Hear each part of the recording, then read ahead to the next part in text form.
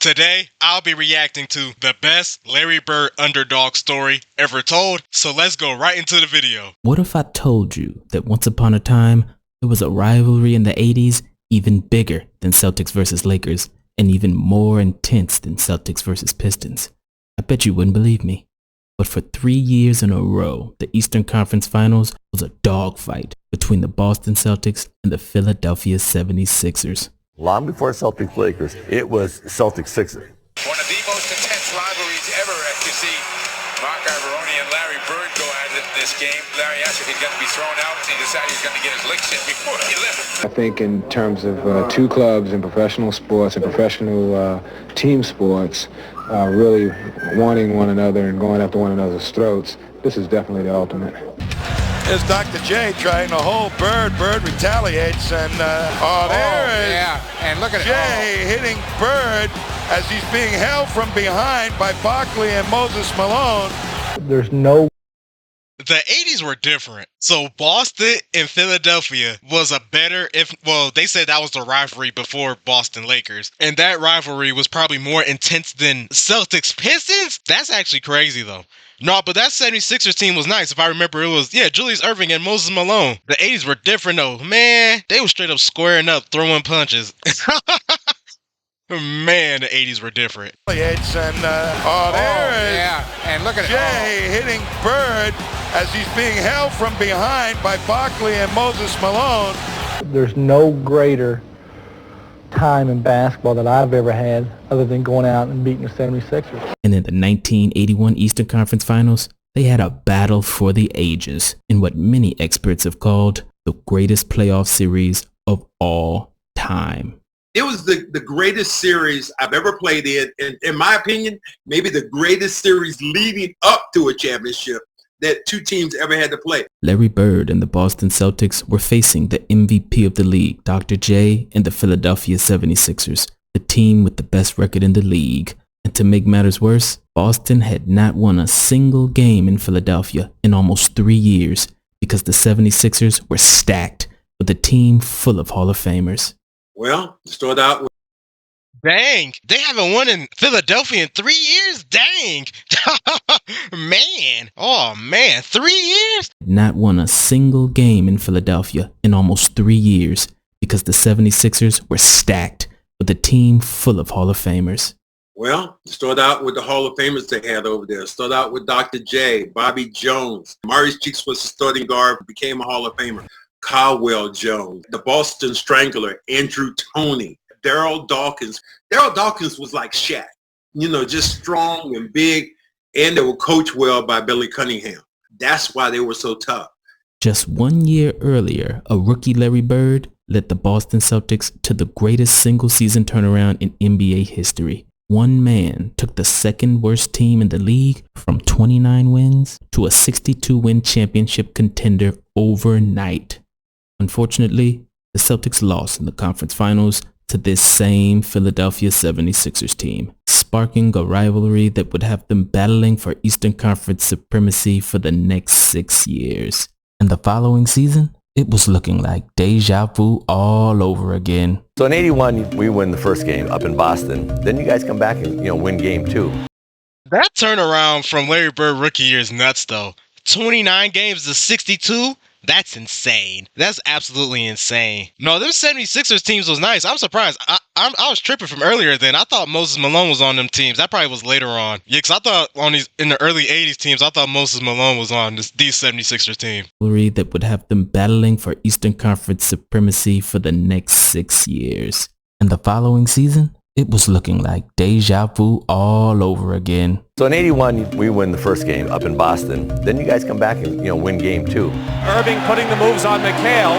And we play a really tight game down there in Philly, and we lose. Philadelphia has been magnificent, and that game is over. We lose game 4, and I'm like, ooh, this isn't good. 6 seconds to go. Boston doesn't call time. Archibald intercepted by Bobby. That was a bad pass. It's over. It's a tight one-possession game, and Bobby Jones does what he does, makes a great defensive play. That allowed you guys to win game 4 and go up 3-1. The dreaded 3-1 deficit. In the history of the entire NBA, teams that go up 3-1 in a best-of-7 series are 258-13. That's a winning percentage of 95.2%. So the chances of Larry Bird and the Celtics coming back to win this series was at 4.8%. And for teams that go down 3-1 and win the championship, their chances drop down to 1.5%. So at this point, to say that Larry Bird was an underdog is an understatement. I wasn't the type of guy to take stuff for granted. 3-1, I mean, it felt good, but it was by no means a foregone conclusion. A desperate situation for the Celtics. Game number 5 of this Eastern Conference Finals. The Celtics must win 3 straight. In Game 5, the Celtics were losing by 10 points with only 6 minutes left in the game. And with the season on the line, Larry Bird took matters into his own hands. Larry going to work offensively. One-handed baseline.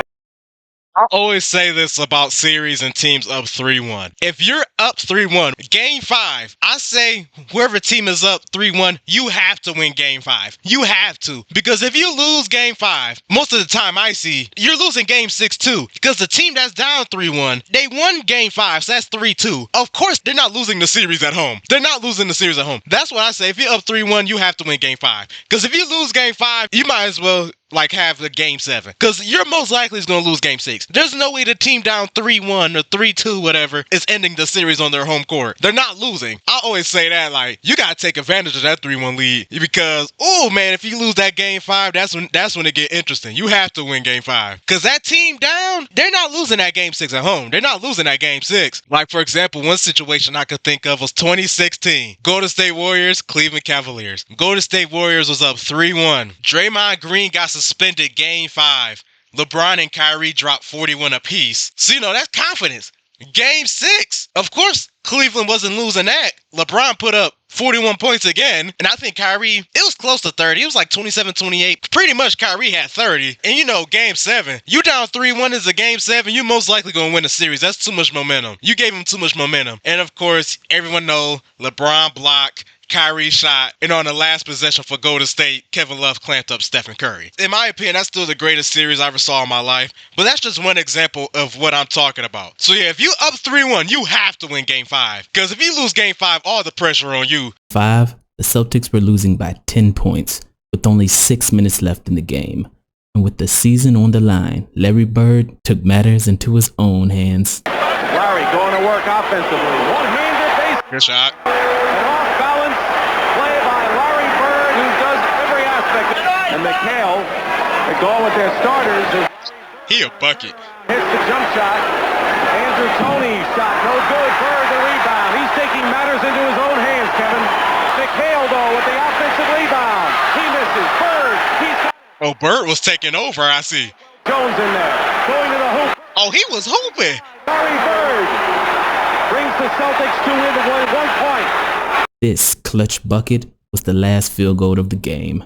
Some defensive stops and a couple free throws later, the Celtics won Game 5 by only 2 points. All right, here it is. 1 second.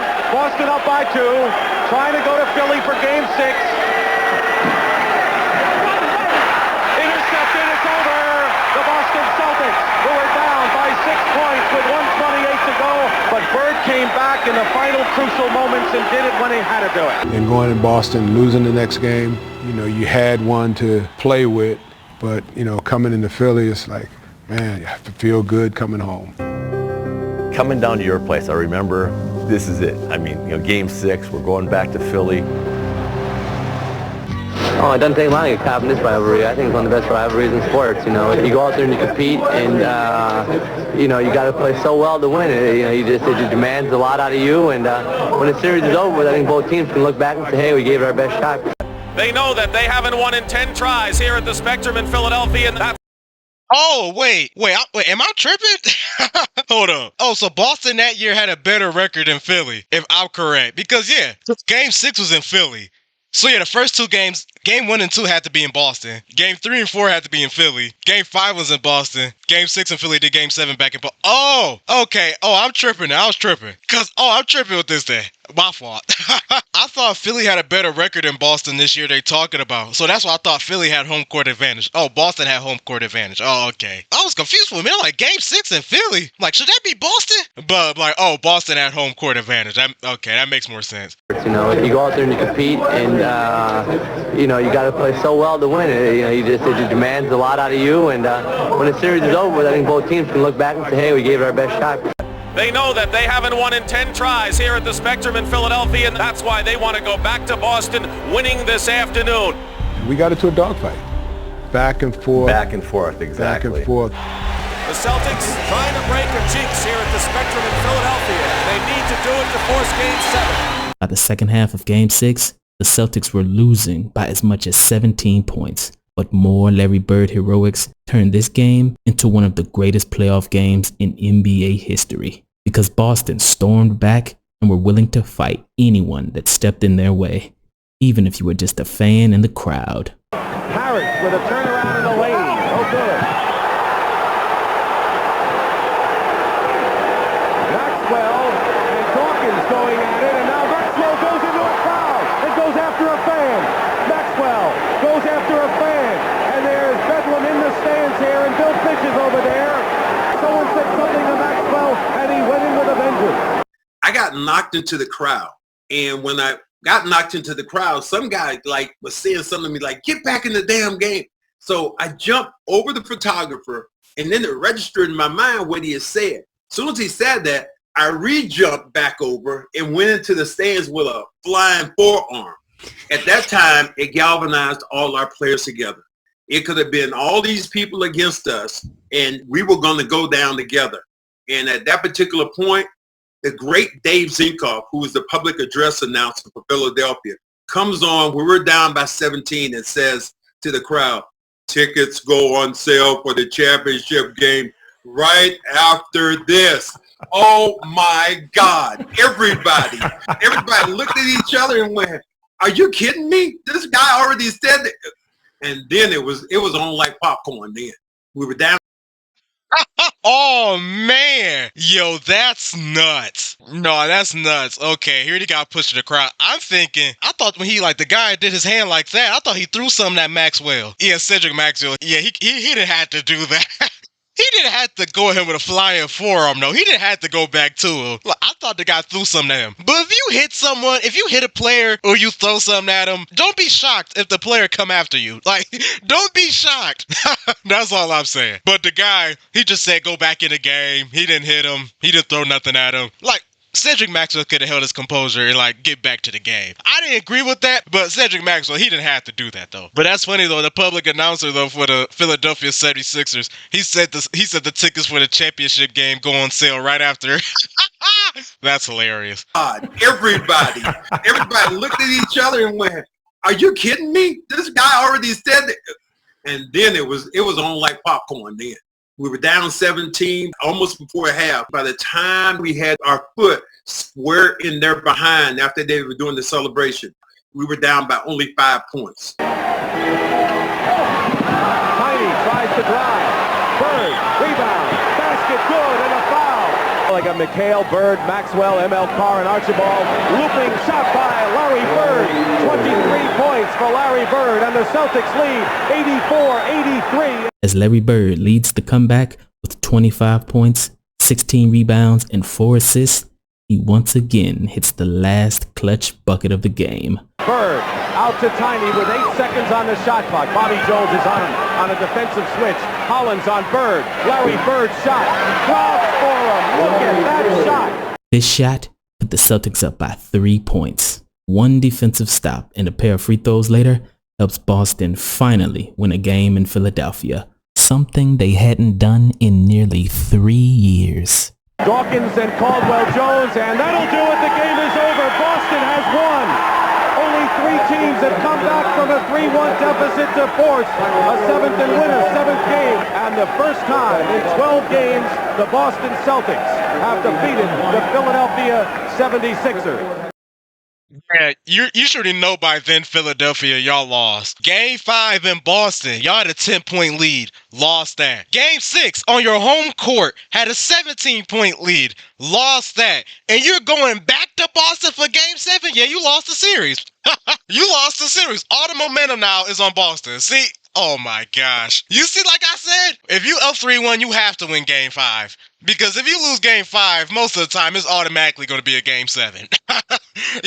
Oh man, that's tough. Now 10, okay, you see 10-point comebacks, but 17, even before half, like come on, like you see teams come back. Well, especially today's NBA, you see teams come back down from 20 like nothing. But like even if they do come back and they cut it down to a 5-point game, you still shouldn't lose the lead. You gotta keep that lead. Man, I know the 76ers was sick. Man, Larry Bird was nice though. What he say? 25 points, 16 rebounds, 4 assists, or yeah, I think it was 25 points, 16 rebounds, 4 assists. Yeah, Larry Bird was open. He was open and hit that clutch shot. Boston has won. Only 3 teams have come back from a 3-1 deficit to force a 7th and win a 7th game. And the first time in 12 games, the Boston Celtics have defeated the Philadelphia 76ers. And after that game, Kevin McHale called what happened next his most favorite moment of his entire career. Kevin McHale, what is your favorite NBA moment? Ooh. I would say 81, Game 6. We were in Philly, and we were down 3-1, and we won Game 5 in Boston to go 3-2. And we beat them on a last-second play where Tony's driving in, and we get a block, got my hand on the ball, and we win the game. And go back to Boston, and there's people like there's the like I didn't realize that because I'm new to Boston. It's my first year being out there. I come from northern Minnesota, small mining town, played at the University of Minnesota. I didn't realize that Boston and Philadelphia hated each other sports-wise. I mean, hated each other. So we get back that night, and there's people. There's a crowd. I mean, there's people at the airport.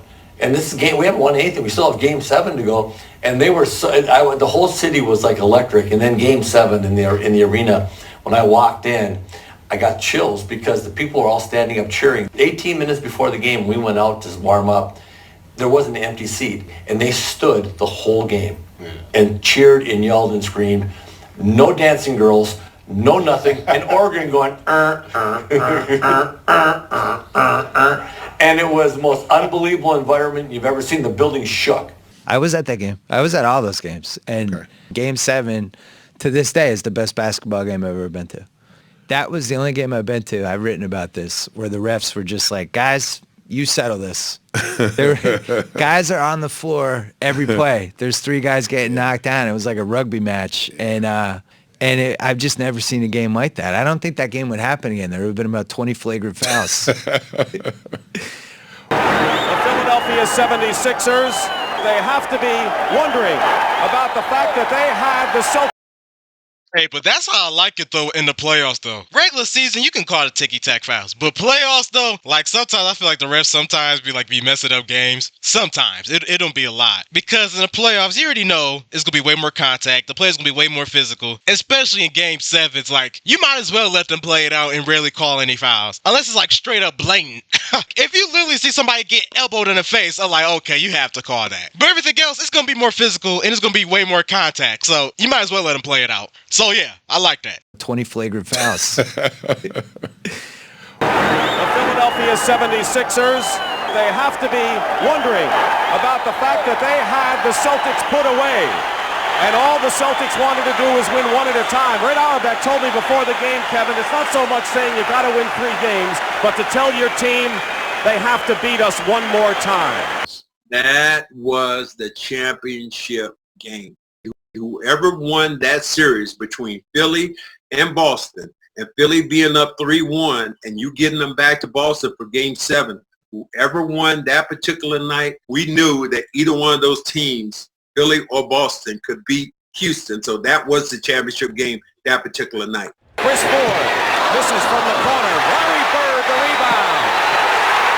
That's what Boston has done to Philadelphia. Dominate the offensive board. Parrish doing to Dawkins what he did to him, but misses. But Larry Bird, another offensive rebound. And the next time. Tiny to Ford. Larry Bird, three-point play. If anything could ignite a crowd and ignite a team, A three-point play by the best player is the safest way to do it. And just like the previous 4 games, Game 7 went down to the wire. And with the tie game with 1 minute left on the clock, Larry Bird does what Larry Bird did the entire series in the clutch. Irving setting up for something. Fakes. Low into Dawkins. Double team. Dawkins goes in. Misses. Here comes Bird out of the pack. Bird's coming to the left. Stop and pop off the glass. It's gone.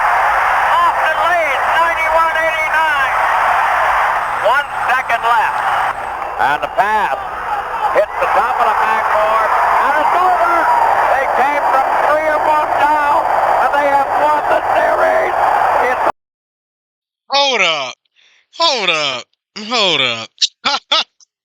Oh no, Larry Bird hoop. I wasn't going to talk about Larry Bird. But no, they didn't. The 76ers just blew a 3-1. Well, you see that. But you lost the game pretty much off 2 horrible passes. Wait, hold up. Y'all, we got to look at that pass. We got to look at that pass. That last pass was insane. leads 91-89. 1 second left. And the pass hits the top of the backboard. And it's over. They came. There's no way that was your best play. There's no way. I forgot they didn't shoot threes like that back in the day. Man, I was gonna say no one didn't set a screen so somebody could come around and just hit a jump shot. Like, what play was that? That play was horrible. The play was bad, or that pass was bad, but that pass was bad. With 1 second left, your season on the line, you gonna pass and the ball hit the top of the backboard. Yo, that's hilarious. What? Nah, that's wild. That's wild. Hey, good comeback by the Celtics, but there's no way Philly ended their season like that. There's no way. 91-89. 1 second left. And the pass hits the top of the backboard. And it's over. They came from 3 or 1 down. And they have won the series. It's all over. It's all over. This place is a madhouse. This game-winning jump shot helped Larry Bird versus a team with 3 Hall of Famers on their roster pull off the greatest 3-1 comeback of all time, because the 1981 Eastern Conference Finals remains the only series in NBA history in which 5 games were decided by 2 points or less. The Celtics won Game 5 by 2 points, Game 6 by 2 points, and Game 7 by 1 point. Each game literally went down to the last second. Now that... Oh, no, wait, I'm really mad now about that last play. Hold up, wait. Oh, no, I'm really mad about that last play now. Y'all was down by 1? I just can't believe with that pass. Wait, y'all was down by 1? With 1 second left? Nah, somebody had to get a jump shot off. There's no way that was your best play. You could tell the spacing was bad too. That was just bad the whole way. That was just bad the whole entire way. Then you go pass on top of the backboard. No one could have set a screen, come around the screen, just catch it. Even if you missed it, at least you got a shot off. You didn't even get a shot off. Oh man. Oh man. I guess that was good defense. I'll give Boston credit for good defense for not letting them get a shot off, but that's insane. 5 by 2 points, Game 6 by 2 points, and Game 7 by 1 point. Each game literally went down to the last second. Now that is the definition of clutch. Because we did win a lot of 1-2 point games. It just seemed like every time you look up the clock, we had a 1 point lead and there's 1 second on the clock and they had the ball. It was them type of games where all the emotion, all the adrenaline and everybody was just flowing and everything was just going to perfection at the end of the game. That was probably the best games I ever played in my life. It was a 7-game series and every one of them was just full of excitement. Only 4 teams in the history of the NBA have ever come back from down 3-1 in a series and went on to win the championship. Bill Russell's Boston Celtics in 1968, Hakeem Olajuwon's Houston Rockets in 1995, LeBron James's Cleveland Cavaliers in 2016. In my opinion, 2016, that's the greatest series I ever saw in my life. That is the greatest series I ever saw in my life. No, the fact is with Golden State, they had the best regular season record in NBA history, 73-9. Stephen Curry, the unanimous MVP. LeBron, Kyrie, Kevin Love, and the Cavaliers came back down 3-1. Still to this day with LeBron and Kyrie. Because LeBron, even though he's my favorite player, I'm giving Kyrie Irving credit too. Because Kyrie Irving, in my opinion, he's a top 75 player. I never saw 2 players go off for 3 straight games like that ever in my life. That was insane. That was insane. I still never saw 2 players go off like that. 3 straight games in a row like that. In a series. That was nuts. LeBron and Kyrie was cooking. In 1995, LeBron James' Cleveland Cavaliers in 2016, and Larry Bird's Boston Celtics in 1981. Yes, Larry Bird, in only his 2nd NBA season, won his first championship that year. So if anybody ever tries to convince you that a great player couldn't win a title in his first 5 years because he was too young or didn't have enough help, tell him that Larry Bird took the 2nd worst team in the league to an NBA title in only 2 years. Wait, hold up. See, here we go. he was doing good. So if anybody ever tries to convince you that a great player couldn't win a title in his first 5 years because he was too young or didn't have enough help. Wait, hold up. He was doing good the whole video. We have 9 seconds left for the video. He was doing good. He was doing good. Okay, now this is where I gotta say something. Come on. Okay, in regards to LeBron and Michael Jordan, yes, Larry Bird carried a team that won 29 games to 62 games. But that first year, McHale, Parrish, none of them was there, pretty much. I think Cedric Maxwell was there, but none of them was like Dennis Johnson, all of that. Danny Ainge, I don't think none of them was there. All I'm saying is, I usually don't do the too young excuse. Even though experience do play a factor into championships, I really don't use the too young excuse. Well, I really don't count that as an excuse, really. It's just experience-wise with the players. Now, didn't have enough help. Most teams, Larry Bird, shout out to the general manager, whoever it was for the Boston Celtics back in the 80s. He helped Larry Bird very early. He helped him out. But shout out to the GM for giving Larry Bird help immediately early in his career. Didn't have enough help. LeBron, come on now. Do I really have to discuss with LeBron in Cleveland in the first 7 years? Tell me in Cleveland who was just as good as Kevin McHale. LeBron first 7 years, like, come on. And Robert Parrish, like, come on. Dennis Johnson, like, y'all, come on. This is all I'm saying. And LeBron had them 3 players on his early teams. LeBron probably had a ring to his second year. This is all I'm saying. Some people probably be like, what? If it wasn't his second, it was his 3rd year or 4th year. It'd have been early either way. Because remember, LeBron, his 4th year, didn't go to the NBA Finals. LeBron was 22 and made it to the NBA Finals. That man's supposed to be a senior in college and was in the NBA Finals. But of course he lost because you was playing Tim Duncan, Mondo, and Tony Parker in their prime. He was losing. He was losing. And Michael Jordan, early in his career, when Scottie Pippen wasn't there yet, he was getting destroyed by the Celtics. Can I tell you why? Because Celtics were in their prime. Like I said, Dennis Johnson, Larry Bird, Kevin McHale, Robert Parrish, Danny Ainge, and them boys. Come on, they clearly was the better team. And like, I understand Larry Bird. Yes, they beat a 76ers team with Hall of Famers. But the players I just said, Larry Bird, Kevin McHale, Robert Parrish, and Dennis Johnson. Larry Bird had Hall of Famers on his team. Come on. He was doing good this whole video. But I had to stop him there. Larry Bird, great player. I have a lot of respect for Larry Bird. He was a nice player. I got nothing bad to say about Larry Bird. Larry Bird was a beast. In this video, he was clutch. He came back down 3-1. 2nd year in the league. Great players on his team. Shout out to Larry Bird. Compare it to these players right here, LeBron and MJ, I just can't do it. I just can't put him over them. I just can't. Great player, though. Larry Bird, great player. Do not get me wrong. Great player. Top 10 in NBA history, easily top 10. But compared to LeBron and MJ, come on. In my opinion, these 2 are the best 2 players in NBA history. I think LeBron's the GOAT. But if you think MJ better than LeBron, I'm not mad at you. But in my opinion, these are the best 2 players in NBA history. Larry Bird, he had a lot of success because he only played 13 years. He had a great team around him. But like I said, shout out to the GM. That's how you're supposed to help your superstar player. LeBron, his first 7 years, he never really had a great number 2 by him. Now, he had Mo Williams, like Ilgauskas, Varejao. He didn't have bad players, but they wasn't like star. Kevin McHale is regarded as one of the greatest power forwards ever. The teams on LeBron Cleveland, it was like good defensively and like a good 3-point shooting teams, I think, but he never had like a higher echelon star. Like, he had good players. Like, Mo Williams was a good player. Ilgauskas, Varejao, Daniel Gibson, Larry Hughes. He had good players, but it never was like a real like star, like a higher echelon star. But also credit to Chicago Bulls with Jordan, they gave him Scottie Pippen. In my opinion, still one of the greatest 2-way players in NBA history and probably the best number 2 in NBA history. Also, shout out to Chicago Bulls GM Michael Jordan early in his career, gave him Scottie Pippen. Horace Grant. Later on, he had Scottie Pippen, Dennis Rodman. Shout out to the Bulls GM. Like early in his career, like he helped Michael Jordan. He gave him that second star immediately. Well, I don't know about immediately because he struggled a little bit. But he got Scottie Pippen and won 6 championships with Scottie Pippen. Like, yes, Larry Bird, great player, like I'm saying. But regarding championships, you need a team. You need to have a squad. And Larry Bird had that. Larry Bird had that. That's why he had so much success in his 13-year career. I'm not saying the guy narrating is trying to discredit LeBron and Michael Jordan. I'm not saying that. But come on. We got to add context. Them two brothers' situations was totally different than Larry Bird's. Totally different.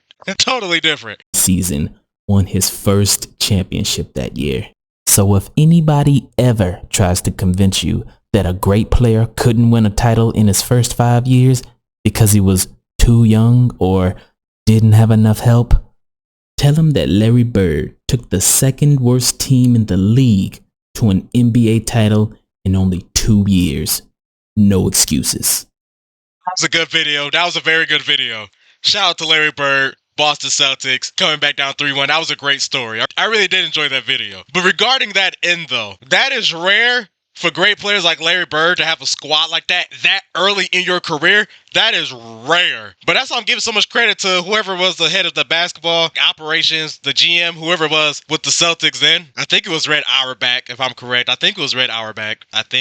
Yeah, I think it was. Shout out to him for giving Larry Bird a squad his second year in the league. If you're a great player and you have a good team, I think you can take them to the NBA Finals. But if you're a great player, you need great players with you to win a championship. Because Larry Bird, his first year, 29, 62 games. He was great, had so many rookie accomplishments, had good players on his team. They got out Eastern Conference Finals. But you see his second year, like I said, Dennis Johnson, Kevin McHale, Robert Parrish. You had great players on your team. In addition to Larry Bird greatness, that's how they won the championship. Credit to Larry Bird, Robert Parrish, McHale, Dennis Johnson, the rest of the supporting cast, Danny Ainge, and Red Auerbach. So comment down below your thoughts about this video, your thoughts about Larry Bird, your thoughts about Celtics coming back down to 3-1. Do y'all think that was the greatest 3-1 comeback in NBA history? Do y'all think the Celtics-Philadelphia rivalry is better than the Lakers-Celtics or the Pistons versus the Celtics? Or you could just comment down below regarding my comments about Michael Jordan and LeBron. Do y'all think their situations was the same like Larry Bird? Do you think it was different?